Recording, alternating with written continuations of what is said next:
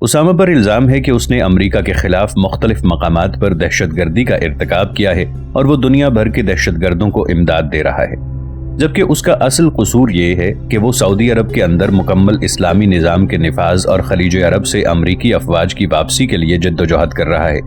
اور امریکہ یہ بات اچھی طرح سمجھتا ہے کہ سعودی عرب میں ایک نظریاتی اسلامی حکومت کے قیام اور خلیج سے امریکی فوجوں کی واپسی کا مطلب یہ ہے کہ امریکہ کو پورے عالم اسلام سے دیس نکالا مل جائے گا، اور اس نے نیو ورلڈ آرڈر کے نام پر دنیا کی واحد چودراہٹ اور اجارہ داری کا جو پلان بنا رکھا ہے وہ ٹائیں ٹائیں فش ہو کر رہ جائے گا۔ اس کے ساتھ ہی امریکہ کے لیے یہ بات بھی کسی طور پر قابل قبول نہیں کہ افغانستان میں طالبان کی حکومت نے اقوام متحدہ کے چارٹر کو نظر انداز کرتے ہوئے مکمل اسلامی نظام کے نفاذ کے لیے جو پروگرام شروع کر رکھا ہے وہ پایہ تکمیل تک پہنچے اور دنیا کے سامنے ایک نظریاتی اسلامی حکومت اور مثالی اسلامی معاشرے کا نمونہ ابھرے۔ اس لیے امریکہ اسامہ بن لادن کو ہدف قرار دے کر اسے سزا دینے کے جنون میں اس حد تک مبتلا ہو چکا ہے کہ اس کے لیے قانونی اصولوں اور اخلاقی قدروں کی بھی کوئی حیثیت باقی نہیں رہی۔ وہ طالبان کو بائیکاٹ اور دیگر کارروائیوں کی مسلسل دھمکیاں دے رہا ہے۔ امارت اسلامی افغانستان اور اسامہ بن لادن کے درمیان موجودہ بحران سے نکلنے کے لیے کیا ترتیب طے پاتی ہے، اس کا رخ واضح ہو چکا ہے، مگر ہم اس بارے میں کسی خوش فہمی کا شکار نہیں ہیں۔ یہ آزادی کے حصول اور خود مختاری کے تحفظ کی جنگ ہے، اور اسلام کی بالادستی اور اسلامی احکام و قوانین کی بالادستی کا معرکہ ہے۔ جنگوں اور معرکوں میں کچھ بھی ہو سکتا ہے اور ہوتا آیا ہے، اور معاملات جہاں تک پہنچ گئے ہیں وہاں اسامہ بن لادن کی ذات اور اس کی جان کا مسئلہ اب کوئی بڑا مسئلہ نہیں رہا۔ اس مرد مجاہد نے اپنے مشن اور جذبات دونوں کو دنیا اسلام کے ہزاروں مجاہدین کے سینوں میں منتقل کر دیا ہے، اور اگر اسے شہادت کی وادی سے بھی گزرنا پڑا تو وہ نہ صرف سرخرو ہوگا بلکہ دنیا بھر میں امریکہ اور اس کے حواریوں کے خلاف صفارہ مجاہدین کے جذبات اور عزم میں اس کی شہادت سے اضافہ ہوگا۔ امریکی صدر بل کلنٹن نے اعلان کیا کہ وہ دہشت گردوں کی سرپرستی کرنے پر طالبان کو سزا دینا چاہتے ہیں۔ انہوں نے کہا کہ افغانستان پر عائد کی جانے والی پابندیوں کا مقصد طالبان تحریک کو عالمی برادری سے دہشت گردی سمیت اہم معاملات پر عدم تعاون کی راہ اپنانے کی سزا دینا ہے۔ اس سے قبل اقوام متحدہ کے secretary general Kofi Annan general assembly میں سالانہ رپورٹ پیش کرتے ہوئے کہہ چکے ہیں کہ افغانستان دنیا بھر کے مذہبی دہشت گردوں کی آماجگاہ بنا ہوا ہے، اور ان کے خیال میں افغانستان میں خانہ جنگی، وسیع پیمانے پر انسانی حقوق کی خلاف ورزیاں اور مذہبی انتہا پسندی کی لہر نئی صدی میں افغانستان اور اس کے ہمسایہ ممالک کی سلامتی کے لیے ایک سنگین خطرہ بن جائے گی۔ مسٹر کوفی عنان کا کہنا ہے کہ افغانستان مذہبی انتہا پسندوں کی پرورش گاہ بن چکا ہے، جہاں پاکستان سمیت عرب ممالک سے تعلق رکھنے والے کم عمر بچوں کو طالبان کے ساتھ جہاد میں جھونکا جاتا ہے۔ بل کلنٹن اور کوفی عنان کی طالبان کے بارے میں یہ شکایات نئی نہیں ہیں، اور وہ ایک عرصے سے ان الزامات کا تکرار کر رہے ہیں، لیکن اصل میں انہیں تکلیف اس بات پر ہو رہی ہے کہ ان کے بیانات وسیع تر پروپیگنڈے اور طالبان کی کردار کشی کی مہم پر پاکستان اور جنوبی ایشیا کے مسلمان ایمان نہیں لائے اور ان الزامات کو مسترد کرتے ہوئے طالبان کی حمایت جاری رکھے ہوئے ہیں۔ امریکی حکومت اور اس کی اعلی کار اقوام متحدہ کے بزرگ ماہروں کا خیال تھا کہ وہ جو ارشاد فرمائیں گے وہ سچ سمجھا جائے گا، ان کی قراردادوں اور فیصلوں کو صحیفہ آسمانی تصور کیا جائے گا، اور جب وہ طالبان کی کردار کشی کی عالمی مہم اور میڈیا کے تابڑ توڑ حملوں کے بعد افغانستان پر پابندیاں عائد کریں گے تو اس خطے کے عوام سجدہ شکر بجا لائیں گے کہ امریکہ بہادر نے دہشت گردوں سے ان کی حفاظت کا انتظام کر دیا ہے۔ وہ طالبان سے لا تعلقی اختیار کرتے ہوئے اقوام متحدہ اور امریکہ کو اپنا نجات دہندہ تسلیم کر کے ان کے سامنے سجدہ ریز ہو جائیں گے، لیکن ایسا نہیں ہوا، بلکہ طالبان کے ساتھ اس خطے کے عوام کی ہمدردیاں بڑھ گئیں اور اہل دانش پہلے سے زیادہ اعتماد اور حوصلے کے ساتھ طالبان کا دفاع کر رہے ہیں۔ پاکستان نے افغانستان کے بارے میں عالمی برادری کے نام نہاد ٹائٹل میں لپٹا ہوا امریکی ایجنڈا منو ان قبول کرنے سے معذرت کر دی ہے۔ ناظرین، آگے بڑھنے سے پہلے کامنٹ سیکشن میں ہمیں اپنی آراء سے ضرور آگاہ کیجیے گا کہ آپ کو ہماری یہ سیریز کیسی لگ رہی ہے۔ آئندہ آنے والی اقساط سے باخبر رہنے کے لیے ہمارے چینل کو سبسکرائب کر لیں اور ساتھ موجود بیل آئیکن کو ضرور کلک کر لیں۔ شکریہ۔ ایران نے افغانستان کے ساتھ تجارت کے لیے پیش رفت کی ہے اور پاکستان کی دینی جماعتیں افغانستان اور طالبان کی حمایت سے پہلے سے زیادہ متحرک اور سرگرم ہو گئی ہیں۔ کلنٹن اور کوفی عنان کو بھی اس بات کا دکھ ہے کہ انہوں نے طالبان پر دیوبندی کا لیبل چسپاں کر کے پاکستان کے بہت سے دینی حلقوں کو ان سے دور رکھنے کی جو منصوبہ بندی کی تھی और बैन अल-अक़वामी प्रेस की रिपोर्टों में इसे देवबंदियों की हुकूमत करार देकर तालिबान को कॉर्नर करने की जो कोशिश की थी वो भी कामयाबी का हदफ हासिल नहीं कर सकी, और तालिबान को जहां मौलाना फजलुर रहमान और मौलाना समीउल हक की कौमी आवाज़ की पुष्टपनाही हासिल है, वहां वो मौलाना शाह अहमद नूरानी, मौलाना अब्दुल सत्तार खान न्याजी, काजी हुसैन अहमद, लश्कर तैयबा और अल्लामा साजिद नकवी की हमदर्दियां हासिल करने में भी कामयाब हो रहे हैं, और तालिबान की तहरीक को कॉर्नर करने का अमरीकी मंसूबा फ्लॉप होता जा रहा है। मिस्टर क्लिंटन का हक़ाइक़ नामा और कोफी अन्नान की रिपोर्ट इसी गुस्से का इजहार है जो उन्होंने अपनी पॉलिसियों में नाकामी पर चैन से बैठने नहीं दे रहा, वरना कौन नहीं जानता कि तालिबान आज भी वही हैं जो रूस के खिलाफ जिहाद के मौके पर थे। उस वक्त भी उन्होंने दाढ़ियां रखी हुई थी, उनकी औरतें पर्दे से बाहर नहीं आती थीं, वो तब भी नमाजें पढ़ते थे, दुनिया भर से मुसलमान नौजवान जिहाद की तरबियत के लिए उनके पास आते थे, वो उस वक्त भी इस्लाम की बालादस्ती और इस्लामी निज़ाम के निफाज की बात करते थे,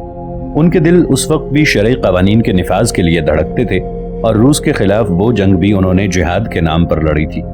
इसलिए आज अफगानिस्तान के कैंपों में और तालिबान के हलकों में कोई नई बात नहीं हो रही।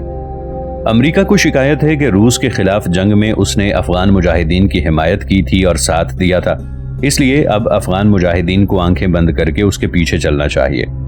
हम तस्लीम करते हैं कि अमेरिका ने साथ दिया था, लेकिन अमेरिका ने अपनी हिमायत का फल वसूल कर लिया है और सोवियत यूनियन की शिकस्त व रेख्त की सूरत में नताइज हासिल कर लिए हैं, जबकि वो खुद सारे नताइज हासिल करके अफगान अवाम को उनके हिस्से के नताइज से बहरावर होने का हक नहीं दे रहा, और उन्हें अपनी जिद्दोजहद के जायज़ और मंतकी समरात से महरूम करने के लिए हाथ पांव मार रहा है, जिसे कम अज़ कम अल्फाज में कमीनगी से ही ताबीर किया जा सकता है। अफगान अवाम और तालिबान में कोई फ़र्क नहीं आया। वो जब रूसी इस्तेमार के खिलाफ नबुर्द आज़मा थे, उस वक्त भी उनका वाहिद हदफ अपनी खुद मुख्तारी और दीनी तशख़्ख़ुस का तसफ़्फ़ुज़ था, और आज जब उन्हें अमरीकी साजिशों का मुकाबला करना पड़ रहा है, तब भी उनकी जंग अपने दीनी तशख़्ख़ुस और खुद मुख्तारी के तहफ़्फ़ुज़ के लिए है। तब्दीली अगर आई है तो इसका मुशाहिदा करने के लिए क्लिंटन और कोफी अन्नान को आईने के सामने खड़ा होना चाहिए, कोई बात उनसे ओझल नहीं रहेगी। इसलिए आज अगर आलम इस्लाम की राय आम्मा, बिलखुसूस जनूबी एशिया के मुसलमान और पाकिस्तान के दीनी और सियासी हल्के अफगानिस्तान के बारे में अमरीका और अक़वाम मुत्तहिदा के गिरगिट की तरह रंग बदलते हुए मौक़िफ़ को कबूल नहीं कर रहे और मुनाफ़क़त को देखकर उन्होंने मुंह दूसरी तरफ फेर लिया है, तो इसमें तालिबान का क्या कसूर है? ये तो मुकाफ़ाते अमल है और मुनाफ़क़त का मंतकी अंजाम है, जिससे अमरीका और अक़वाम मुत्तहिदा को अब बहरहाल गुजरना ही है। अमीर अमानुल्लाह खान और अफगानिस्तान में मगरबी सकाफत की तरवीज। मार्च 1919 में अमीर अमानुल्लाह खान ने अपने वालिद अमीर हबीबुल्लाह खान के कत्ल के बाद अफगानिस्तान की बादशाहत संभाली, तो सूरत हाल ये थी कि अगरचे अफगानिस्तान एक आज़ाद मुल्क कहलाता था, मगर अमीर हबीबुल्लाह खान और उनके वालिद अमीर अब्दुर्रहमान के बरतानवी हुकूमत के साथ मुआहिदों की बदौलत पॉलिसियों पर अंग्रेज़ों का रिमोट कंट्रोल कायम हो चुका था। इन मामलात के तहत न सिर्फ चित्राल, वजीरिस्तान, खैबर, चागी, चमन, पशीन, पाराचनार और कुरम के इलाके अंग्रेज़ों के हवाले कर दिए गए थे, बल्कि 1905 में किए जाने वाले एक मुआहिदे की रूह से अमीर हबीबुल्लाह खान ने 1,60,000 पाउंड के एवज अफगानिस्तान के खारिजा मामलात का कंट्रोल भी अंग्रेज़ों की तहवील में दे रखा था। अमीर अमानुल्लाह खान ने बादशाहत संभालते ही अफगानिस्तान की मुकम्मल आज़ादी का ऐलान करते हुए अंग्रेज़ों के खिलाफ ऐलान जंग कर दिया, जिसमें अफगान कौम ने अपने हुक्मरान का भरपूर साथ दिया, और बिलाखिर मुख्तलिफ झड़पों और महाज़ाराई के बाद बरतानवी हुकूमत ने 8 अगस्त 1919 को अफगानिस्तान की आज़ादी को बाकायदा तौर पर तस्लीम करने का ऐलान कर दिया। इस कामयाबी के बाद अमीर अमानुल्लाह खान ने मुल्क की निज़ाम की इस्लाह और दस्तूरी माहौल कायम करने की तरफ तवज्जो दी और मुतादिद इस्लाहात नाफिज की जो अफगान कौम को हज़म ना हो सकी। और जनवरी 1929 में एक ताजिक सरदार बच्चा सका ने, जिसे पंजाब यूनिवर्सिटी के दायरा मारिफुल इस्लामिया के मकाला निगार ने ताजिक डाकू लिखा है, काबुल पर कब्जा करके अमानुल्लाह खान को इक़्तिदार से महरूम कर दिया, और वो इक़्तिदार के दोबारा हुसूल की एक कोशिश में नाकामी के बाद इटली चले गए। अमीर अमानुल्लाह खान जिस वक्त अफगानिस्तान में ये इस्लाहात नाफिज कर रहे थे, उस वक्त एक हिंदुस्तानी दानिश्वर अजीज हिंदी भी वहाँ मौजूद थे, जो 1918 में हिजरत करके काबुल गए थे। वो वहाँ 10 साल क़याम के बाद वतन वापस आए। उन्होंने अमानुल्लाह खान के दौरे हुकूमत और इस्लाहात का अपनी आंखों से मुशाहिदा किया, और इन मुशाहिदात पर मुश्तमिल 450 सफ़हात की एक किताब ज़वाले गाजी अमानुल्लाह खान के नाम से लिखकर उन्हें तारीख़ का हिस्सा बना दिया। عزیز ہندی وطن واپسی کے بعد بغاوت کے الزام میں گرفتار ہو گئے اور انہوں نے یہ کتاب سینٹرل جیل ملتان میں لکھی جو 1933 میں ان کی رہائی کے بعد تنائی برقی پریس امرتسر سے شائع ہوئی۔ امیر امان اللہ خان افغانستان میں سیاسی اور ثقافتی انقلاب برپا کرنا چاہتے تھے، جس کے لیے انہوں نے یورپ کے مختلف ممالک کا دورہ کیا اور وہاں کے جدید کلچر سے اس قدر متاثر ہوئے کہ یورپی ثقافت کو افغانستان میں طاقت کے زور پر رائج کرنے کا فیصلہ کر لیا۔ عزیز ہندی کے بقول امان اللہ خان نے سردار محمود خان یاور کے ذمے لگا رکھا تھا کہ وہ ان کے واپس آنے تک افغانستان میں رائے عامہ کو ثقافتی انقلاب کے لیے ہموار کرنے کی کوشش کریں اور خاص طور پر آزاد خیالی اور برہنہ روی کا پرچار کریں۔ برہنہ روی کا مطلب یہ ہے کہ وہ عورتوں کے لیے پردے کو ضروری نہیں سمجھتے تھے اور چاہتے تھے کہ چہرے کے پردے کو قانوناً ممنوع قرار دے دیا جائے۔ مگر امیر امان اللہ خان کی وطن واپسی پر جب محمود خان یاور نے انہیں اپنی کارکردگی کی رپورٹ پیش کرنا چاہی تو انہوں نے کہا، بس محمود جان، رہنے دو یہ باتیں، اس طرح حاصل نہیں ہو سکتی۔ مصطفیٰ کمال نے مجھے کہا ہے کہ انہیں محض سنگین کی نوک سے رائج کیا جا سکتا ہے اور میں اب انہیں بنوک سنگین رائج کر کے رہوں گا۔ عزیز ہندی نے امیر امان اللہ خان کے ترکی کے دورے اور جمہوریہ ترکیہ کے بانی اور صدر مصطفیٰ کمال اتہ ترک کے ساتھ ان کی ملاقات اور گفتگو کا بھی تفصیل کے ساتھ ذکر کیا ہے اور وہ مکالمہ بھی اپنے الفاظ میں نقل کر دیا ہے جو ان کے بقول اس ملاقات میں دونوں لیڈروں کے درمیان ہوا تھا۔ مصطفیٰ کمال اتہ ترک نے امیر امان اللہ خان سے کہا کہ وہ جس طرح کی اصلاحات نافذ کرنا چاہتے ہیں اس کے لیے ضروری ہے کہ انہیں عوام میں حد درجے کی مقبولیت حاصل ہو تاکہ کوئی طبقہ اصلاحات کی راہ میں مزاحمت کی جرت نہ کر سکے۔ امان اللہ خان نے اس کے جواب میں کہا کہ مولانے یعنی علماء اگرچہ طاقتور گروہ ہیں مگر اب وہ اس پوزیشن میں نہیں کہ مزاحمت کر سکیں۔ مصطفیٰ کمال نے کہا کہ اگر اصلاحات کے نتیجے میں بغاوت ہو گئی تو اسے کچلنے کے لیے فوج کا مکمل طور پر وفادار ہونا ضروری ہے۔ امان اللہ خان نے جواب دیا کہ میری فوج پوری طرح وفادار ہے اور ہر طرح کی بغاوت کو کچلنے کے لیے میرے ساتھ ہوگی۔ مصطفیٰ کمال نے کہا کہ اگر کسی جگہ بغاوت ہو گئی تو محصولات کی وصولی میں رکاوٹ ہوگی، جنگ کی وجہ سے راستے مخدوش ہو جائیں گے جس سے تجارت کمزور پڑ جائے گی اور آمدنی کم ہو جائے گی، اس لیے مالی حالات کا مستحکم ہونا ضروری ہے تاکہ صورتحال کنٹرول میں رہے۔ امان اللہ خان نے کہا کہ ان کی مالی حالت پوری طرح مستحکم ہے اور بوقت ضرورت ان کے دوست ان کی مدد کریں گے۔ مصطفیٰ کمال نے کہا کہ اندرونی شورش اور بغاوت کی صورت میں بین الاقوامی حمایت اور تعاون کی ضرورت پڑے گی۔ امان اللہ خان نے جواب دیا کہ انگریزوں اور روس دونوں کے ساتھ ان کے معاملات موجود ہیں جو اپنے معاملات کی پاسداری کریں گے اور ضرورت پڑنے پر مالی مدد بھی مل سکتی ہے۔ اس طرح کی تفصیلی گفتگو کے بعد مصطفیٰ کمال نے امان اللہ خان سے جو آخری بات کی اسے عزیز ہندی نے ان الفاظ میں نقل کیا ہے۔ مصطفیٰ کمال نے کہا کہ ترکیہ میں اصلاحات کو کبھی خوش آمدید نہیں کہا گیا بلکہ ہم نے بنوک سنگین ان کو رائج کیا ہے۔ کسی ملک کے باشندے اپنے پرانے عقائد اور خیالات اور رسم و رواج کی پابندیوں کو از خود خیرباد نہیں کہا کرتے تان کہ حکومت وقت ان کے برعلیہ جبر و قوت کو استعمال نہ کرے۔ مصطفیٰ کمال سے رہنمائی حاصل کرنے کے بعد امان اللہ خان واپس افغانستان پہنچے تو ان کی ذہنی حالت یہ ہو چکی تھی کہ وزارت خارجہ کے ہال میں علماء کرام کا ایک وفد ان کی پذیرائی اور ملاقات کے لیے آیا، مگر امیر امان اللہ خان نے سابقہ دستور اور اسلامی طریقے کے مطابق ان سے سلام اور مصافحہ کرنے کی بجائے ہیٹ اتار کر یورپی طریقے سے ان کے سلام کا جواب دیا اور ایک ہاتھ سے ہر ایک کے ساتھ خشک مصافحہ کرتے ہوئے آگے بڑھ گئے۔ اسی مجلس میں ایک بڑے عالم ملا صاحب چکنور کے ہاتھ میں موٹے دانوں کی تسبیح دیکھ کر امان اللہ خان نے کہا، یہ کیا اونٹ کی لینڈنیوں سے کھیل رہے ہو؟ کسی مذاہب نے تھوڑی دیر کے بعد ملا صاحب چکنور کی بزرگی اور مقام کی طرف توجہ دلائی تو بادشاہ سلامت نے فرمایا، کوئی سا ریچھ بھی ہو میں ان سب کو جلد انسان بنا دوں گا۔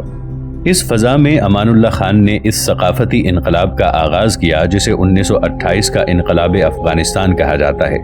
اور اس کی شروعات جن اصلاحات سے ہوئی ان میں مردوں کے لیے مغربی لباس کے استعمال کی پابندی، ایک سے زیادہ نکاح کی قانونی ممانعت اور پردے کے قانونی خاتمے کے قوانین شامل تھے، جن کے لیے محلوں میں نگران مقرر کیے گئے کہ کوئی عورت برقع پہن کر گھر سے باہر نہ نکلے، اور سڑکوں پر پولیس کھڑی کر دی گئی جو ہر اس گزرنے والے سے جرمانہ وصول کرتی تھی جس نے یورپی لباس نہ پہن رکھا ہو۔ ادھر گھر کی حالت یہ تھی کہ عزیز ہندی کے بقول ایک روز کسی خادمہ سے قرآن کریم کے کچھ اوراق گر گئے جو اس نے اٹھا کر چومنا شروع کر دیے تو بادشاہ بیگم نے اسے ٹوکا کہ یہ کیا کر رہی ہو؟ اس نے کہا کہ یہ کلام پاک ہے۔ اس پر بادشاہ بیگم نے کہا کہ اس سے بڑھ کر بھی کئی کتابیں لکھی جائیں گی، اس لیے ان عقائد کو طے کر کے رکھ دو اور آدمیت سیکھو۔ اس پس منظر میں امیر امان اللہ خان نے افغانستان میں جس ثقافتی انقلاب کی طرف پیش رفت کرنا چاہی، اس کا نتیجہ بچہ سقا کی صورت میں ہی نمودار ہونا تھا کہ یہ فطری عمل ہے جسے روکا نہیں جا سکتا۔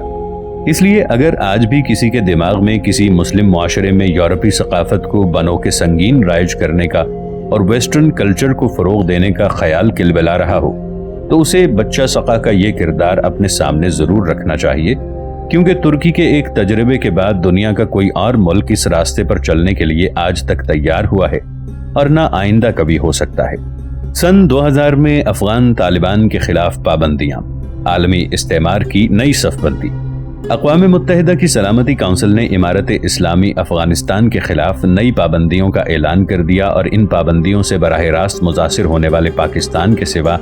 کسی مسلمان ملک کو اس پر رسمی احتجاج کی توفیق بھی نہ ہوئی۔ حتیٰ کہ سلامتی کونسل میں موجود ملیشیا نے بھی ایک برادر مسلم ملک کے حق میں کلمہ خیر کہنے کی بجائے اس اجلاس سے غیر حاضری کو ترجیح دی، جس میں طالبان کی اسلامی حکومت کے خلاف اقتصادی پابندیوں کی قرارداد منظور کی گئی۔ اس سے افغانستان کی اسلامی حکومت یا بالفاظ دیگر عالمی نقشے پر نمودار ہونے والی واحد اسلامی نظریاتی ریاست کے خلاف عالمی صف بندی کی کیفیت دیکھی جا سکتی ہے، اور یہ بات سامنے آ جاتی ہے کہ خالص اور عملی اسلامی نظام کو روکنے اور ناکام بنانے کے لیے صرف امریکہ اور روس ہی متحد نہیں ہوئے، بلکہ نام نہاد مسلم حکومتوں نے بھی اپنا وزن انہی کے پلڑے میں ڈالنے کا فیصلہ کر لیا ہے۔ جہاں تک اقتصادی پابندیوں اور معاشی ناکہ بندی کا تعلق ہے، یہ کوئی نئی بات نہیں۔ جس نظام اور فلسفہ فکر کی خاطر طالبان اس ظلم کا شکار ہو رہے ہیں اور جس دین کا پرچم اٹھانے کی پاداش میں انہیں بھوک اور افلاس میں ہوش ربا اضافے کی اس دلدل میں دھکیلا جا رہا ہے، اس کا آغاز بھی آج سے 1400 برس قبل انہی حالات میں اور اسی قسم کی کیفیات میں ہوا تھا،